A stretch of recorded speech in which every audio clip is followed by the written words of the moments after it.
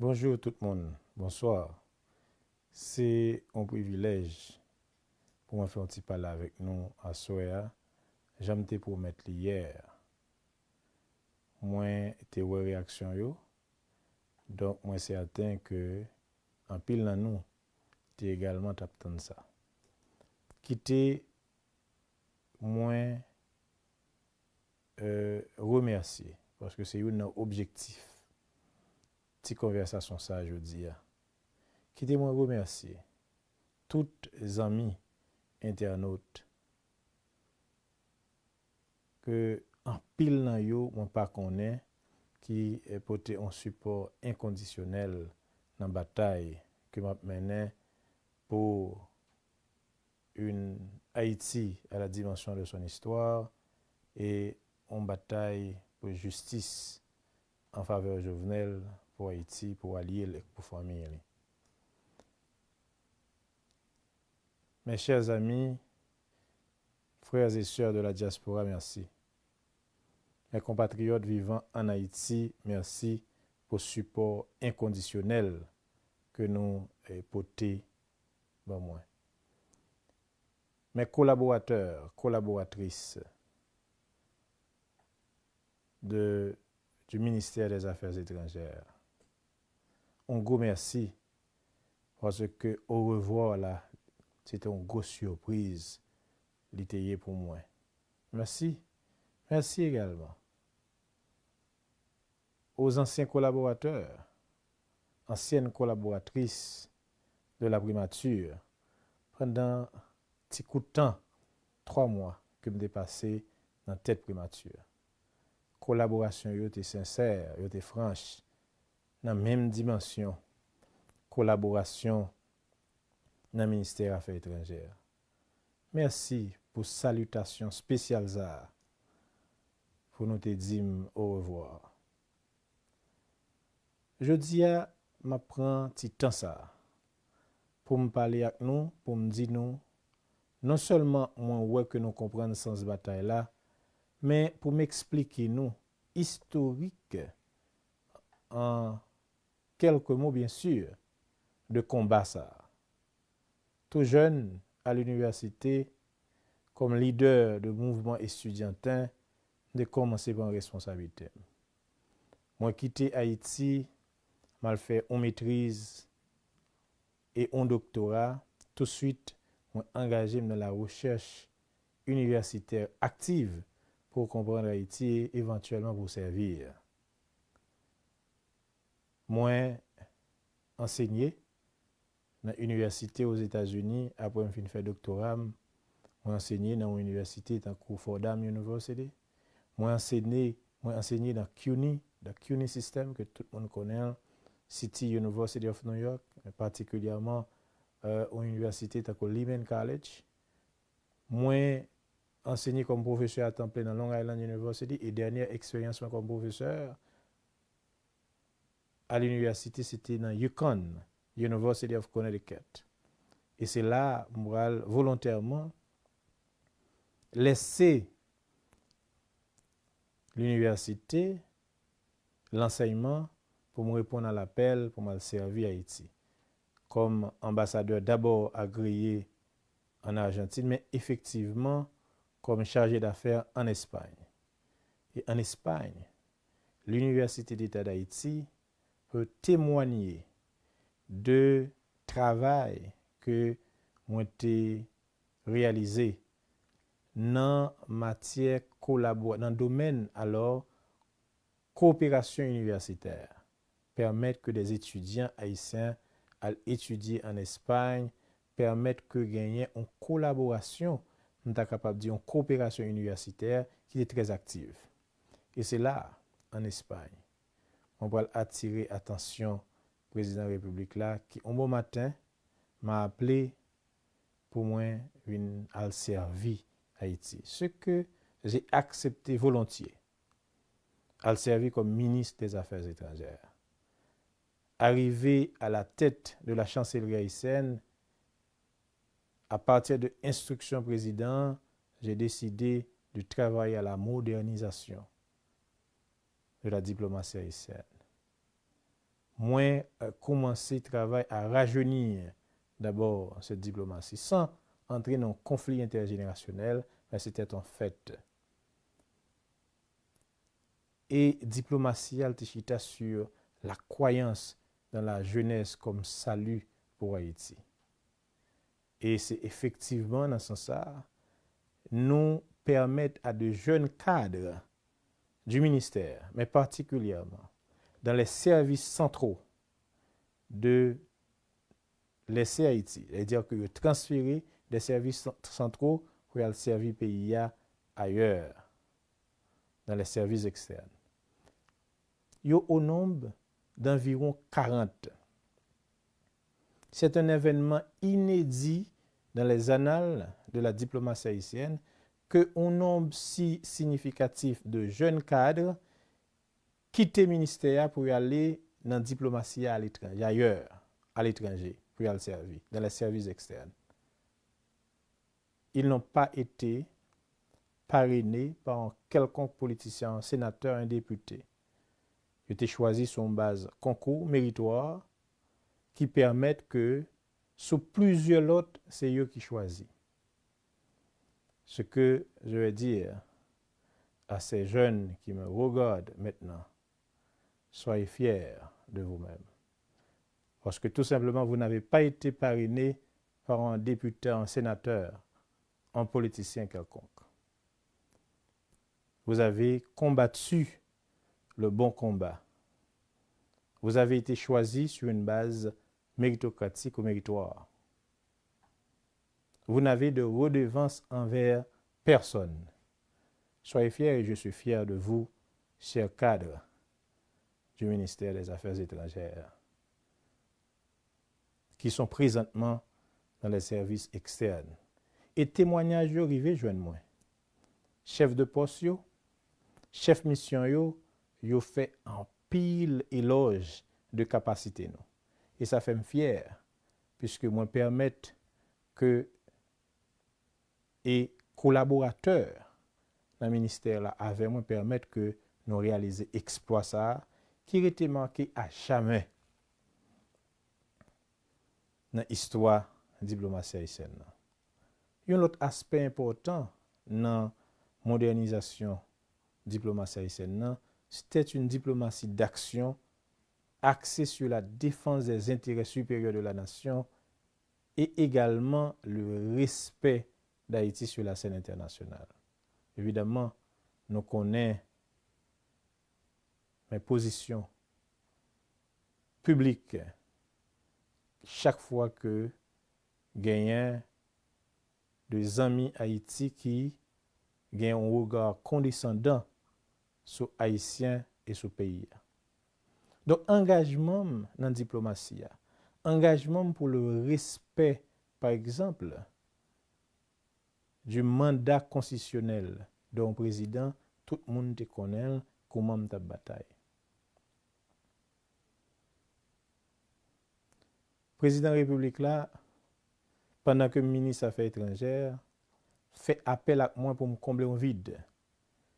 Étant donné que le PM d'alors a démissionné pour convenance personnelle, le président relève pour moi accompagner pour devenir premier ministre ad intérim.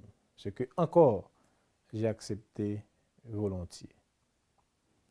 Pendant 3 mois, bon côté président, moi été soudé et comprendre sens combat. Et nous te bail tête nos missions, mais particulièrement pour m'accompagner pour le un premier ministre définitif qui pourra assurer pour former un gouvernement d'union nationale. Effectivement, au début du mois de juillet, le président de la République a fait choix d'un premier ministre. Malheureusement, quelques heures après, le président est assassiné. Comme premier ministre en fonction, moi, exercer un leadership que en pile monde dans la société et presque de façon unanime applaudi dans les 62 heures qui suivent l'assassinat tragique du président de la République.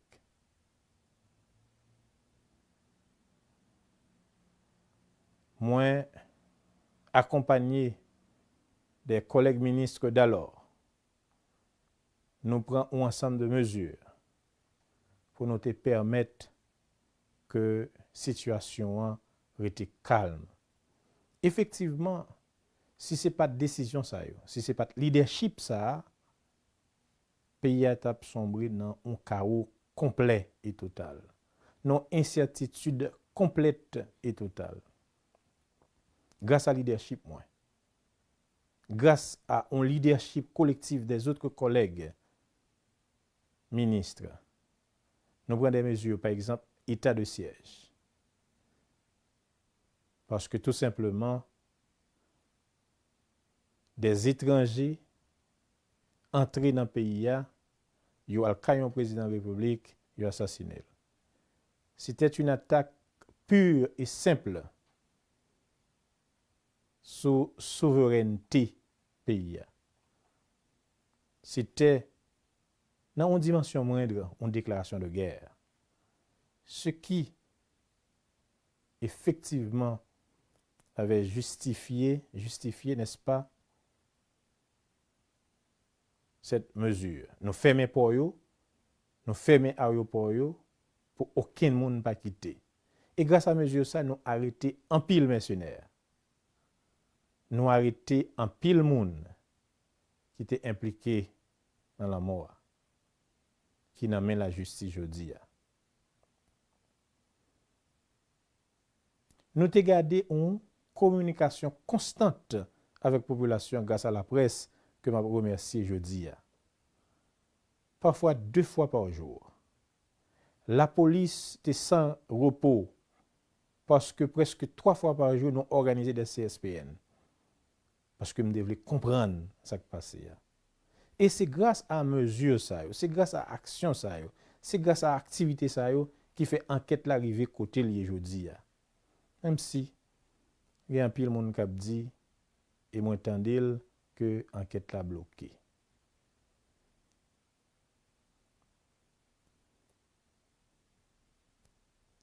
Donc mesures ça te permettent que nous te baillons des résultats concrets. Comme nous connaissons, et malheureusement, des secteurs ou bien des politiciens traditionnels de différents partis politiques pour faire une coalition contre moi. Et bizarrement, ils vont faire une coalition contre moi. Malheureusement, bon côté anciens amis président de la République là, et de l'autre camp en face, pour dire par exemple, nous ne va pas l'élection avec Claude Joseph. On te comprendre ça. On te comprendre ça parce que, comme un pile monde dit, moi pas dans l'écosystème. Maintenant, ce qui est important, pour moi-même, c'était ce combat pour la justice. Moi, cédé place là volontairement avec le Premier ministre Ariel, qui c'était effectivement la dernière volonté du président Jovenel Moïse. Et de regagner poste comme ministre des Affaires étrangères. Et de là, bataille pour question de justice, engagement pour question de justice, ça a continué. Moi, pour activer toute la diplomatie haïtienne vers une coopération internationale pour nous jouer une justice pour le président Jovenel Moïse. Parce que tout simplement, crime là a une dimension transnationale. Et étant donné que le crime a une dimension transnationale, c'est coopération internationale qui va permettre que nous adresser la situation. C'est comme ça, moi adresser une lettre à l'Organisation des Nations Unies pour les aider dans l'enquête là. Bon, par contre, ça va le passer après, mais moi-même, je fais travail ça. Ensuite, on vient la position du secrétaire général de l'OEA, qui lui-même garantit que la permettre que accompagner Haïti pour le président Jovenel Moïse joue une justice.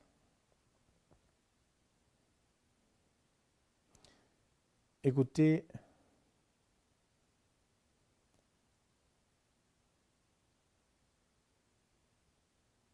j'ai eu beaucoup d'affection pour le président Jovenel Moïse. Le temps passé à ses côtés m'a permis de comprendre le sens de son combat. Cependant, mon combat pour l'aboutissement de l'enquête sur son assassinat est une question de principe et de respect. Parce que personne n'a le droit de porter atteinte à la vie d'un homme ou une femme ou un président de la République. Et c'est ce principe ça qui guidait l'engagement pour me joindre justice pour le président Jovenel Moïse. Mes actions, par exemple. L'arrestation de Palacios à la Jamaïque. Moi déplacé pour me rencontrer avec la ministre des Affaires étrangères de la Jamaïque. Nous échanger en pile documents pour le transfert de Palacios en Haïti pour le faire face à la justice. Moi rencontré avec la ministre des Affaires étrangères et également la vice-présidente de la Colombie sur cette même question. Et je dis à m'a dit nous pour la première fois que quand j'étais et récemment alors moi obtenu de la vice-présidente de la Colombie que yo pas demandé la Jamaïque pour transférer Palacios en Colombie. Maintenant il revient à l'État haïtien d'assurer le suivi nécessaire pour le transfert de Palacios en Haïti. Comme moi-même, j'ai été engagé pour me déjeuner ça. C'est la même chose pour l'arrestation de Samir Andal et pour la famille, pour les gens, pour les amis de Samir Andal. Je ne connais pas le monsieur. Je ne connais pas monsieur Andal. Encore sur une question de justice. L'arrestation de Samir Andal en Turquie, c'est tout simplement parce que le mandat d'amener, il y a une notice rouge de l'Interpol que moi été jeune à temps de la DCPJ et m'effectuer les contacts nécessaires pour l'être capable d'arrêter en Turquie. Maintenant, nous-mêmes, moi-même particulièrement, l'MT dans le ministère là, moi été fait toute démarche normale pour nous jouer une extradition Samir Andal. Nous avons une échéance pour nous jouer une extradition et moi souhaiter que le gouvernement en place là et à continuer et travail que nous avons fait pour arriver à joindre Palacios et je suis désolé pour arriver à joindre Samir Andal en Haïti pour seulement lui répondre à la question de la justice. S'il est innocent, eh bien, il y a la gueule.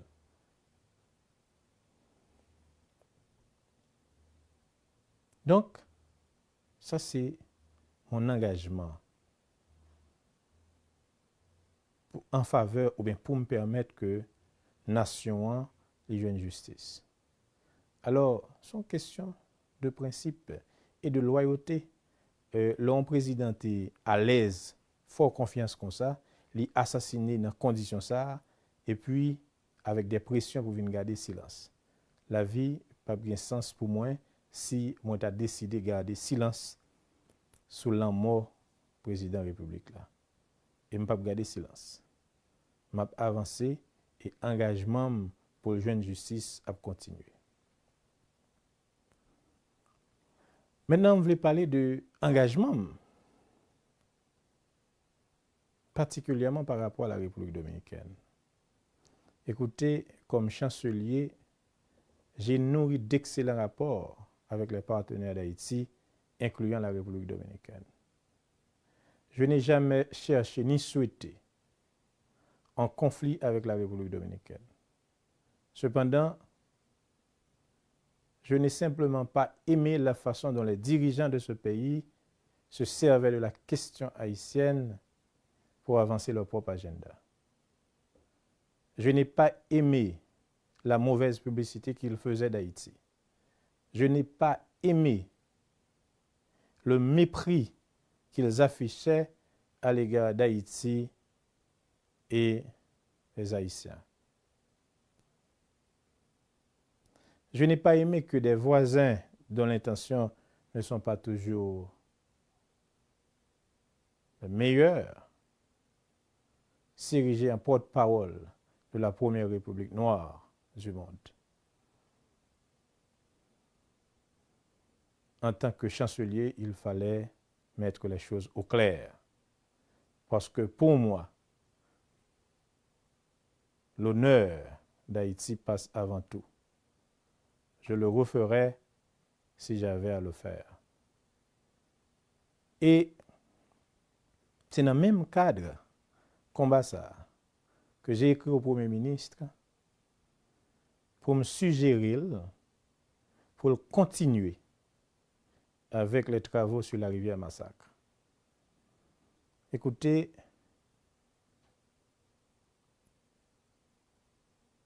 qu'il y ait de injonction de la République dominicaine pour nous camper travail ça à plusieurs reprises.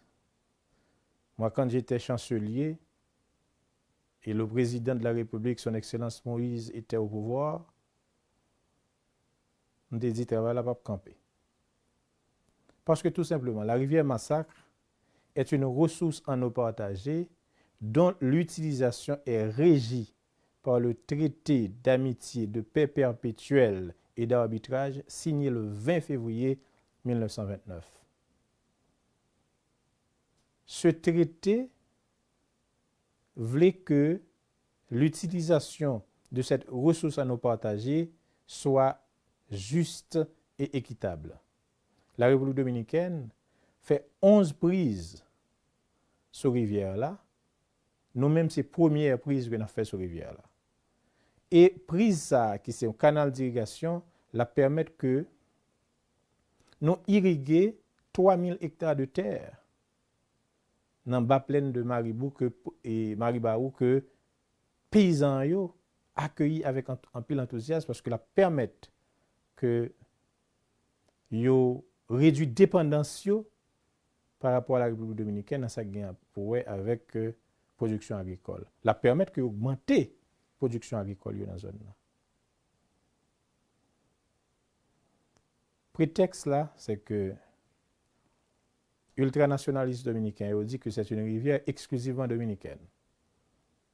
C'est faux. Si c'est vrai que rivière Massacre là, il prend naissance en République dominicaine, mais il faut nous dire le grand affluent yo, c'est de rivière et Haïti qui nous est capable de dire qui baille en pile. J'arrête s'ouvrir Moussa comme ça avec rivière là. Donc c'est son rivière qui était capable de serpenter la République dominicaine et Haïti. Il est entré, il sorti. Travail qu'on a fait, la fête sous partie haïtienne. Il n'est pas fait sous partie dominicaine. Et l'autre malentendu qui alimenté par les ultranationalistes dominicains voulait faire croire que l'utilisation canal ça l'a réduit considérablement le débit de la rivière ou bien l'accès aux eaux de la rivière. Et ça, c'est archi faux. Parce que le travail pas nous en a fait sur rivière là, il nécessitait tout simplement 1,3 mètres cubes d'eau par seconde qui équivaut à 20,33% de débit moyen annuel rivière là. Et même si nous arrivons à 3 mètres cubes d'eau par seconde, qui équivaut à 40,65% de débit moyen fleuve là, il tape encore inférieur à sa République dominicaine prend sur rivière là. Il faut m'ajouter que 70% terre agricole en République dominicaine qui est arrosée par rivière là et en amont canal là. Tout ceci pour me dire que explication que y a bayo pour faire injonction à Haïti pour camper rivière là, c'est faux. Donc le gouvernement haïtien n'a pas à suspendre ou bien camper un travail sous territoire, sous injonction d'un pays voisin. Donc c'était ma position sur la question. Et jeunes, et les moins jeunes, qui ont écouté là aujourd'hui, ça que je dis nous, les n'a servi l'État, ayez toujours le courage de vos convictions. Ne cédez pas aux pressions, aux petits avantages, aux petits privilèges. Sachez qu'il faut mettre Haïti avant tout et l'honneur du pays passe avant tout. Moi, souhaiter en quelques mots, moi expliquer sens engagement. Écoutez, moi comme ministre des Affaires étrangères, ancien ministre des Affaires étrangères, je dois vous dire que je pars avec le cœur léger et le sentiment du devoir accompli. Aujourd'hui, j'ai retrouvé ma liberté de pensée et d'action pour pouvoir réfléchir sur Haïti et dire clairement ce que je souhaite pour mon pays. N'étant plus lié par un quelconque solidarité gouvernementale ou un devoir de réserve, je m'engage à contribuer avec vous, chers amis, frères et sœurs haïtiens, haïtiennes, à l'émergence d'une Haïti à la hauteur de son histoire. Je vais me battre à vos côtés pour sortir Haïti de ce marasme. Cependant, je ne vais pas me contenter de critiquer à la mode de l'opposition traditionnelle haïtienne, mais je vais également proposer des propositions. Je vais également travailler, n'est-ce pas, sur des propositions claires aux problèmes de l'heure et les moyens de les résoudre.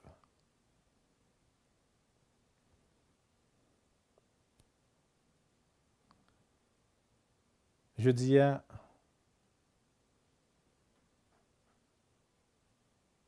gagner un vide. Gagner un vide parce que en pile parti qui était dans l'opposition, ou bien plus fort, rejoindre le pouvoir. Donc, un vide parce que la démocratie, du moins un élément essentiel de la démocratie, c'est l'opposition. Et c'est pourquoi je m'engage avec vous à combler ce vide. Pas pour faire échec à un pouvoir ou à un gouvernement, mais pour aider le pays, pour aider les jeunes, pour sortir le pays de cette impasse que le trouvait depuis bien longtemps. Connaît pas facile. Mais ça nous tous connaît. Pendant 20 mois, nous passons ensemble, nous avons regardé qu'a fonctionné, nous connaissons Ti Claude Papechay. On nous travaille ensemble pour nous faire respecter Haïti. On nous travaille ensemble pour nous donner une justice pour le président Jovenel Moïse. Parce que c'est symbole pays que vous assassiné. On nous travaille ensemble parce que moi, je crois que nous avons fait.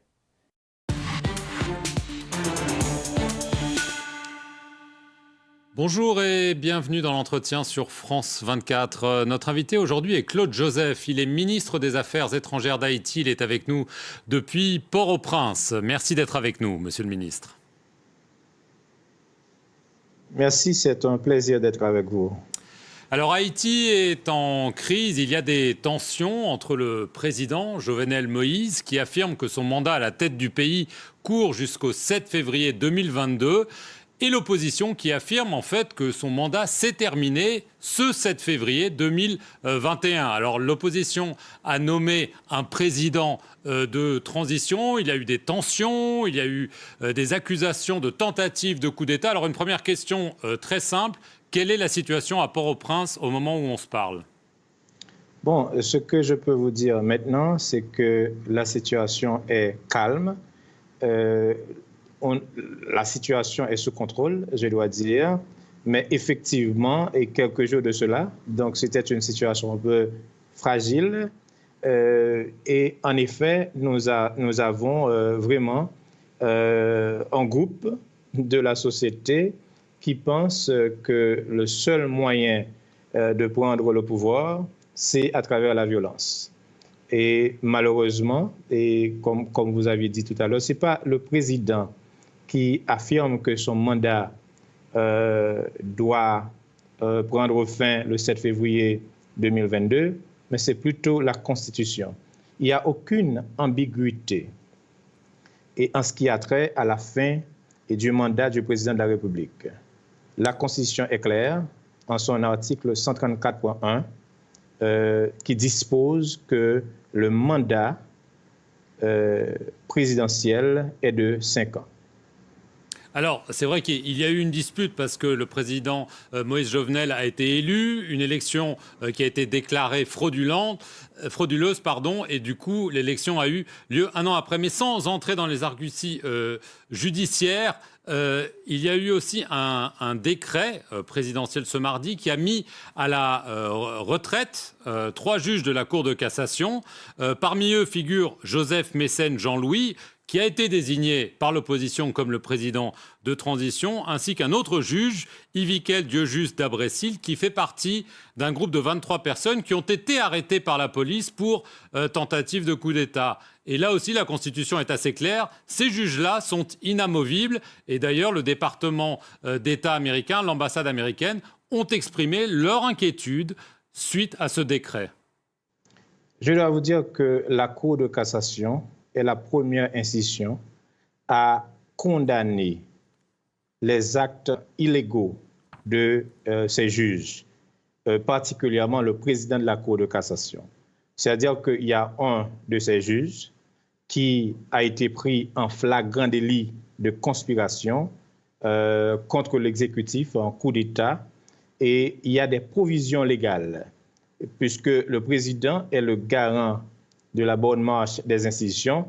Donc, et là, on parle du troisième pouvoir. Il y a des dispositions, je dirais, qui demandent à ce que les juges ne soient pas si partisans, politiquement partisans. Donc, c'est pourquoi le président de la Cour de cassation a effectivement condamné publiquement ces actes illégaux des juges, l'un qui s'autoproclame président, c'est une usurpation, donc c'est donc un crime, donc qui ne doit pas rester sans être puni. Mais l'ambassade américaine à Port-au-Prince a exprimé suite à ce décret sa profonde préoccupation et affirme qu'elle examine la légalité de ce décret. Donc même votre allié, j'allais dire américain, semble avoir de sérieux doutes. Vous êtes affirmatif, eux pensent qu'il y a un sérieux problème.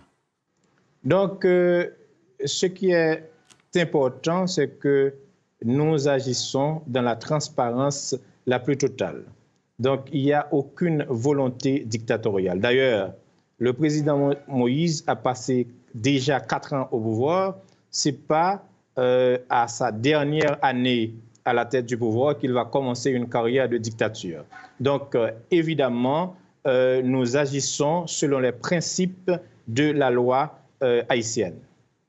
Et la réaction américaine, quand même, quelle est votre réaction à leur préoccupation? Les Nations Unies ont aussi dit la même chose. Ils disent attention, la séparation des pouvoirs est en danger à Haïti. Mais justement, nous allons adresser ces préoccupations. Comme je vous dis, maintenant, il y a une investigation autour de cette ce coup d'État échoué pour voir les implications des uns et des autres. Et la justice doit agir en toute transparence. Et nous autres, au niveau de l'exécutif, nous aussi, nous allons faciliter, je dirais, le travail de la justice pour qu'enfin tout le monde comprenne, voilà, ce qui s'est passé. Parce que dans ce qui s'est passé, d'après ce qu'on a entendu, vous parlez de tentative de coup d'État, mais on a entendu le président parler de tentative d'assassinat. Est-ce que vous avez des preuves solides qu'il y a eu une véritable tentative d'assassinat contre Moïse Jovenel? Évidemment, et je dois vous dire qu'il y a des messages vocaux qui sont des notes vocales, je dirais, qui sont là, publiques d'ailleurs, et on a, en fait, et comme je vous dis, la justice fait son travail. Donc, c'est l'intelligence du Palais national, c'est la police nationale et la justice qui ont su déjouer ce coup d'État et cette tentative d'assassinat. Qui est derrière? Bon, et derrière cette tentative d'assassinat, malheureusement, il y a un juge de la Cour de cassation qui est actuellement, je dirais, en prison. Donc, le juge d'Abrésil serait celui qui aurait fomenté une tentative d'assassinat. C'est extrêmement grave comme accusation. C'est extrêmement grave, évidemment, c'est extrêmement grave, parce qu'en principe, des juges de la Cour de cassation ne devraient pas s'apprêter à de telles pratiques, vraiment qui laissent beaucoup à désirer. Est-ce qu'il avait le soutien d'autres secteurs à Haïti, peut-être dans l'armée, peut-être dans certains milieux économiques? Donc, il y a une investigation en cours. Donc, il serait mieux d'attendre les résultats de cette investigation de la justice. Mais la justice, sur cette question, travaille en toute transparence. Alors, vous avez affirmé qu'il n'y a pas de dérive dictatoriale en Haïti. Alors, le président a tout un programme pour ce qui est censé être sa dernière année, un référendum sur la Constitution qui est prévu le 25 avril. Apparemment, d'après beaucoup de juristes, c'est interdit par la Constitution, puis des élections. Alors, une question qui, évidemment, traverse l'esprit, est-ce que le président voudrait changer la Constitution pour pouvoir se représenter? Je rappelle qu'il ne peut y avoir normalement, d'après la Constitution existante, qu'un seul mandat présidentiel en Haïti. Parfait. Donc, je dois dire que ce n'est pas un projet personnel du président de la République.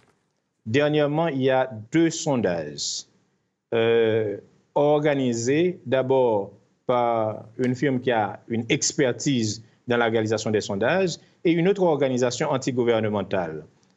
Selon les résultats de ces 2 sondages, plus de 80% de la population désire ou bien veulent avoir une autre constitution. Donc c'est extrêmement important, c'est le désir du peuple haïtien. Le peuple est souverain.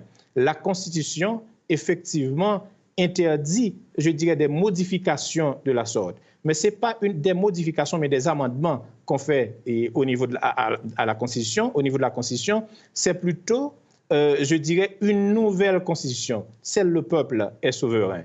Et c'est le peuple qui va effectivement voter oui ou non si nous avons besoin d'une autre constitution. Maintenant, le président n'est pas candidat à sa propre succession. Donc, c'est pas un projet personnel. Il ne va pas bénéficier directement. C'est certain que le président Jovenel Moïse n'est pas et ne sera pas candidat à sa propre succession. Donc, ce n'est pas son projet personnel. D'autant que, je dois vous dire, c'est toute la société, de façon explicite et implicite, qui demande une nouvelle constitution. D'ailleurs, un ancien président de la République a déclaré une fois alors que cette constitution est source d'instabilité. Donc c'est vrai que la constitution de 1987 a fait son temps et il faut avoir une nouvelle constitution. Donc le peuple va décider si oui ou non eh bien, on va doter le pays d'une nouvelle constitution. Et je vous dis clairement que le président Jovenel Moïse n'est pas candidat à sa propre succession, donc ce n'est pas son projet personnel. C'est le projet du peuple haïtien selon les 2 derniers sondages réalisés par BRID et l'organisation Haïti Nouvelle. Très très rapidement, parce qu'on a presque plus de temps, est-ce que vous craignez, on sait qu'il y a beaucoup de mécontentement populaire en Haïti, est-ce que vous craignez la rue? Écoutez, aujourd'hui, il y a une impasse. On ne peut pas nier qu'il y a un problème sérieux. Mais le président de la République est clair. Pour lui, le dialogue est permanent. À plusieurs reprises, il a demandé aux protagonistes de s'asseoir ensemble pour trouver une solution. Aujourd'hui encore, le président de la République veut et fait tout de son mieux alors pour entamer ce dialogue sincère, franc avec les acteurs de l'opposition. C'est une démocratie, nous acceptons l'opposition, mais nous rejetons la violence. Merci beaucoup Claude Joseph d'avoir répondu aux questions de France 24 depuis Port-au-Prince en Haïti et merci à vous d'avoir regardé cet entretien. Sur nos antennes, restez-y pour plus d'informations.